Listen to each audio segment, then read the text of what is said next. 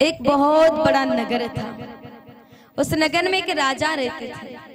मेरे बहनों, राजा के कई जन्मों के भाग्यों का उदय हुआ कि राजा के दरबार में एक संत भगवान पधारे। और देखो, संत यूं ही नहीं पधारते, जब कई जन्मों के भाग्यों का उदय होता है ना, तब इस संतों का आगमन हमारे घरों पर होता है। तो संत भगवान राजा के घर में पधारे। राजा ने बड़े प्रेम से संत भगवान का स्वागत किया और मेरे बहनों अच्छे से भोजन करवाया, जलपान करवाया, सोने के लिए कक्ष दिया। अब महात्मा जी ने विचार किया, मुझे यहाँ से चलना चाहिए, क्योंकि एक संत को एक गृहस्थी के घर पर इतनी ही देर रुकना चाहिए जितनी देर गाय माता जी का दूध दुहा जाता है, उतनी देर।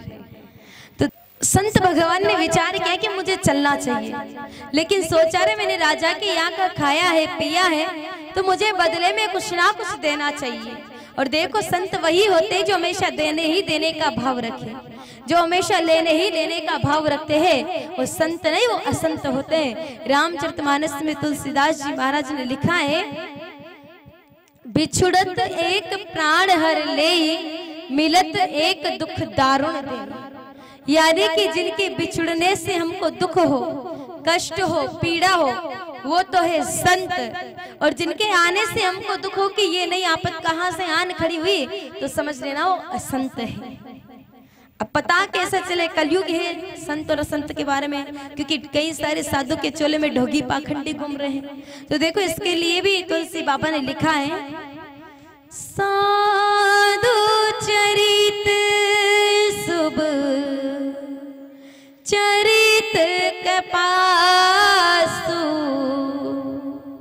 साधु चरित शुभ चरित कपासु, नीरस विशद गुणमय फल जासु, नीरस विशद गुणमय फल जासु। जो सई दुख पर छिद्र दुरावा, जो सई दुख पर छिद्र दुरावा, बंधन ये जेहि जग जस पावा, बंधन ये जेहि जग जस पावा। साधु चरित शुभ चरित कपासु, निरस विशद गुणमय फल जासु। कि जिसका चरित्र कपास के पौधे की तरह होता है, वो होता है साधु। क्योंकि आप सभी को ध्यान में होगा कि जब भी कोई फसल होती है तो एक ऋतु में होती है, या तो सर्दी में होगी, या गर्मी में होगी, या बरसात में होगी। लेकिन कपास का पौधा त्रितापों को सहन करता है। उसके बाद में उसमें फूल आते हैं, उन फूलों में से तंतुओं को खींचा जाता है, बटा जाता है, फिर कूटा जाता है। उसके बाद में मेरे भाई बहनों धागा बनता है, फिर वही धागा आगे जाकर के वस्त्र बनता है, और वही वस्त्र आगे जाकर के दूसरे के तन को ढकने को काम आता है। यानी कि मेरे भाई बहनों, उसी प्रकार से संत भी कपास के पौधे के समान है, खुद तप तपस्या करके साधना करके लोगों के जीवन से दुख दर्द को मिटाने में लगे रहते हैं। तो ऐसे महान तपस्वी संत राजा के यहाँ पर पधारे। विचार किया, अरे मुझे राजा को कुछ ना कुछ देना चाहिए, पर अब राजा को क्या दिया जाए। राजा के पास भौतिक चीजों की कोई कमी नहीं है, राजा के पास नौकर चाकर की कोई कमी नहीं है, राजा के पास जमीन जायदाद की कोई कमी नहीं है। अब राजा को क्या दिया जाए। तब महात्मा जी ने विचार किया, राजा के पास भौतिक चीजों की तो कोई कमी नहीं है, लेकिन राजा के चेहरे को देख करके लग रहा है कि राजा ने जीवन में कभी सत्संग नहीं सुना है। क्यों ना राजा को परिवार सहित सत्संग सुना दिया जाए। परिवार सहित राजा को बुलाया, देश से राजा का पूरा परिवार आया, सामने बिठाया। तो विचार किया महात्मा जी ने कि जिसने कभी गीता का ज्ञान नहीं लिया, उसको बड़ी बड़ी वेदों की बातें बताने से कोई लाभ नहीं है। क्यों ना राजा को सत्संग तो सुनाई जाए, पर राजा की दिनचर्या से ही बात को शुरू की जाए। महात्मा जी ने राजा से 2 प्रश्न पूछे। पहला प्रश्न तो पूछा कि देखो राजन, तुम एक बात बताओ, तुम सुबह कितने बजे उठते हो? राजा ने विचार किया, रे पहली बार कोई महाराज जी आए हैं, झूठ बोलूंगा तो पाप लगेगा। इसलिए राजा ने लाग लपेट करके महात्मा जी को कहा कि देखो भगवान, मेरे यहाँ पर नौकर चाकर की कोई कमी नहीं है, खूब सारे नौकर चाकर है, काम तो वो कर लेते हैं, लेकिन मुझे मेरा राज दरबार का काम करना पड़ता है, तो उसको करते करते मुझे लगभग रात के 12 बज जाती है, तो मैं सुबह यही कहीं 8 बजे उठ जाता हूँ। कहा अच्छा, फिर तुम 8 बजे उठ करके सबसे पहला काम क्या करते हो? कहा भगवान, उठता हूँ इतने नाश्ता तैयार हो जाता है, तो मैं उठ करके सबसे पहला काम करता हूँ खाने का, नाश्ते का। महाराज जी ने कहा कि दोनों ही बातें गलत है राजन, ना तो सुबह 8 बजे उठना चाहिए और ना ही उठ करके खाना चाहिए। हम में सभी कई सारे भाई बहन हैं जो सुबह 10-10 बजे तक उठते हैं, 8-8 बजे तक उठते हैं, जिन्होंने आज तक कभी उगते हुए सूर्य भगवान के दर्शन ही नहीं किए कि सूर्य भगवान कैसे उगते हैं, किधर से उगते हैं, ऐसे भी लोग हैं। लेकिन याद रखना, प्रत्येक इंसान को सुबह ब्रह्म मुहूर्त में उठ जाना चाहिए, विशेष करके मेरी माताओं के लिए। और उठ करके सबसे पहला काम करना स्नान का, नहाने का, क्योंकि बिना नहाए तो किसी भी चीज को छूना नहीं चाहिए।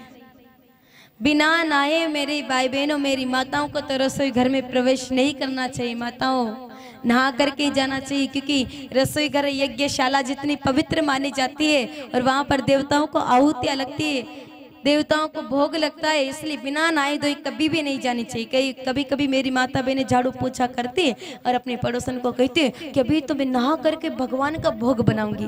तो माताओं, बिना नहाए धोए तो सारे मिर्च मसाला के डिब्बियों ने हाथ लगा दिया, अब कौन सा पवित्र भोग बनाओगी? पहले तो सब कुछ अपवित्र कर दिया। इसलिए मेरी माताओं को तो बिना नहाए धोए रसोई घर में प्रवेश करना ही नहीं चाहिए। देखो, अपने सियाना में जब किसी की मृत्यु होती है तो आप बैठने के लिए जाते हो क्या? जाते हो। तो जब वहां बैठने के लिए जाते हो तो एक बार तो आप वहां पर नहा करके आते हो और दूसरी बार घर पे आकर वापस नहाते हो। नहाते हो ना? 2 बार नहाते हो। अब विचार करो कि जब किसी दूसरे की लाश पर बैठने के लिए गए तो आप 2 बार नहाए, तो मेरे भाइयों, नींद को भी महापुरुषों ने अर्ध मृत्यु के समान बताया है। जब पूरी रात भर नींद की लाश की तरह पड़े रहे तब एक बार भी नहीं नहाए उठ करके। तो सबसे पहला काम उठ करके स्नान का होना चाहिए, क्योंकि महापुरुषों ने नींद को मृत्यु के समान बताया, अर्ध मृत्यु के समान। जब नींद में सोता ना इंसान, उसको कुछ भी पता नहीं होता, लाश की तरह पड़ा रहता है। इसलिए उठ करके नहाना चाहिए। माता वहां से शुरू कर देना नहाना, और भाइयों को भी। और देखो, परमात्मा एक बार तो सभी को ब्रह्म मुहूर्त में उठा देते हैं। सभी के 6 बजे से पहले एक बार नींद अवश्य खुलती होगी, लेकिन अल्टा पलटी खा करके वापस सो जाते हैं। तो इसमें परमात्मा का कोई दोष नहीं। तो महात्मा जी ने भी कहा कि राजन, दोनों ही बातें गलत है। ना तो सुबह 8 बजे उठना चाहिए और ना ही उठ करके खाना चाहिए। तब महात्मा जी ने राजा से कहा कि देखो राजन, तुम कल से सुबह ब्रह्म मुहूर्त में उठना और उठ करके सबसे पहला काम करना स्नान का, नहाने का। महात्मा जी तो ये कह करके चले गए। अब राजा ने विचार किया, रे सुबह जल्दी उठना पड़ेगा। एक बार तो विचार किया कि उठना चाहिए, वैसे महाराज जी पहली बार कोई उपदेश किया तो, लेकिन सोचा कि कोई लाभ नहीं होगा। तो फिर मन में विचार आया कि एक बार उठ करके देख लेता हूँ, लाभ हुआ तो ठीक, वरना तो अपने 8 बजे का सिस्टम तो चल ही रहा है। ये विचार करके राजा चिंतन करके सोए, मनन करके सोए। तो सुबह 4 बजे राजा की नींद खुल गई और राजा चल पड़ा नदी पर स्नान करने के लिए। जैसे राजा नदी पर स्नान करने के लिए गया तो जाकर के देखा कि जिन महात्मा जी ने उपदेश दिया था वो महात्मा जी तो पहले से ही नहा धो करके साधना कर रहे, ध्यान कर रहे हैं। अब राजा ने देखा कि महात्मा जी एक बगुले की तरफ देख रहे हैं। बगुला जानते हो क्या? सफेद रंग का एक पक्षी होता है। क्या कहते हैं अपने मारवाड़ी भाषा में? बगुला कहते हैं ना। तो उस बगुले की तरफ देख रहे थे। वो बगुला क्या करता मेरी भाई बहनों, बार बार अपनी चोंच को पानी में डुबोता और बार बार बाहर पत्थर पर ला करके घिस करके साफ करता, वापस पानी में डुबोता, वापस पत्थर पर ला करके घिसता। जब ये बार बार महात्मा जी ने देखा तो बगुले के ऊपर 2 सुंदर से पंक्तियां राजा महात्मा जी ने बना दी। घिसे घिसावे घिस घिसे घिस घिस डारे पानी, घिसे घिसावे घिस घिसे घिस घिस डारे पानी। जही कारण तुम घिसत हो वह कारण हम जाने रे बगुला, वह कारण हम जाने। जही कारण तुम घिसत हो वह कारण हम जाने रे बगुला, वह कारण हम जाने। घिसे घिसावे घिस घिसे और घिस घिस डारे पानी, जही कारण तुम घिसत हो वह कारण हम जाने।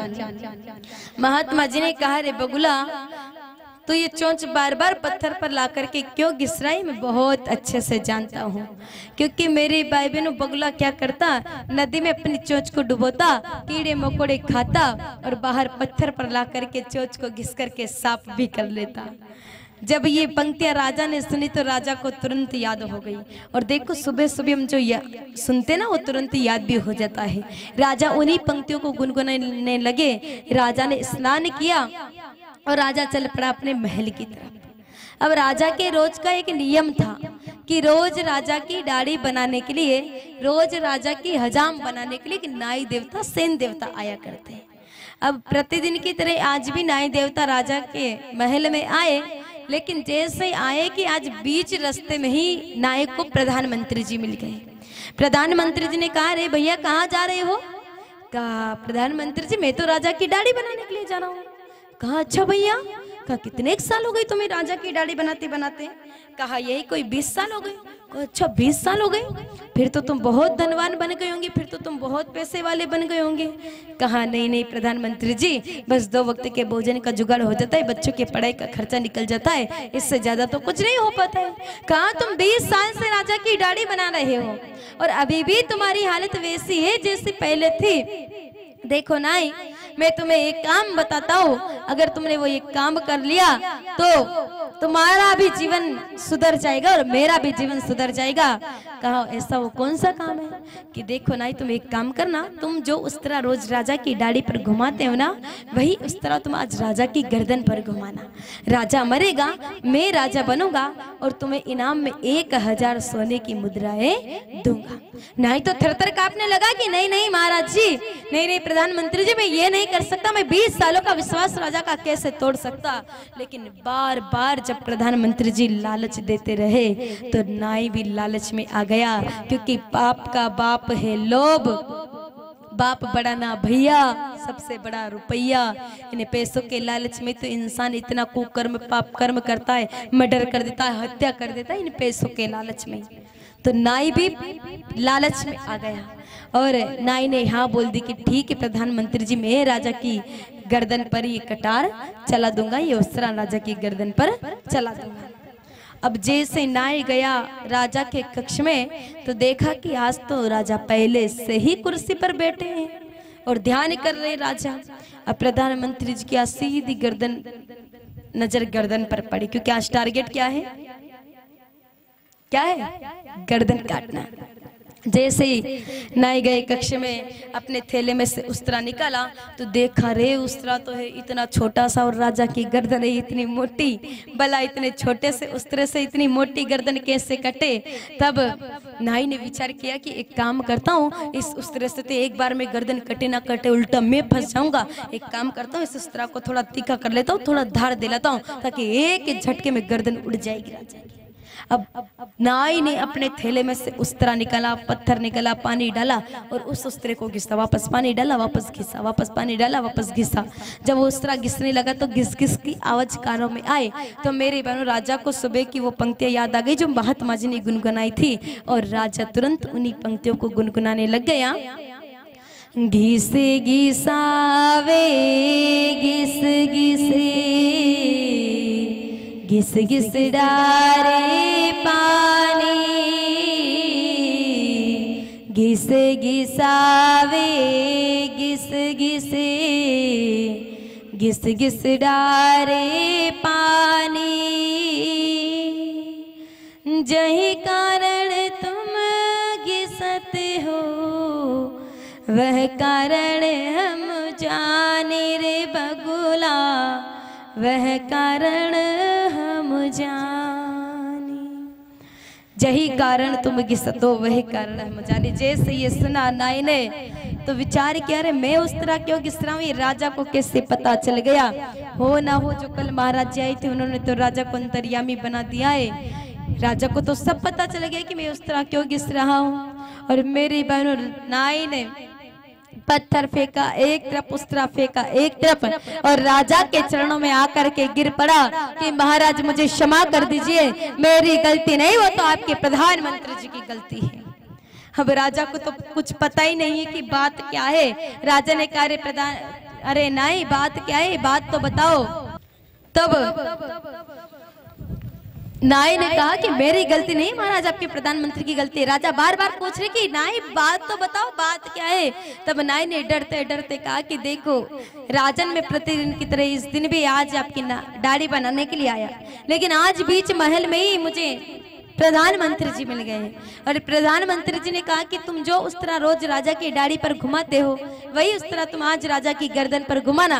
राजा मरेगा, मैं राजा बनूंगा और तुम्हें इनाम में 1000 सोने की मुद्राएं दूंगा। उसी लालच में आकर के मैं आपकी गर्दन काटने चला था। ये कहता नाई तो वहां से चला गया। लेकिन अब समझने की बात है कि मेरी भाई ने तो नाई ने तो राजा ने नाई को सजा दी और न ही राजा ने प्रधानमंत्री जी को सजा दी। राजा ने उसी समय विचार किया रे कि आज मैंने किसी महात्मा जी के मुख से क्षण भर का सत्संग सुना तो मेरी गर्दन कटते कटते बच गई। अगर ऐसा ही दिव्य सत्संग में पूरे जीवन भर सुनता तो शायद मेरे जीवन का कल्याण ही हो जाता।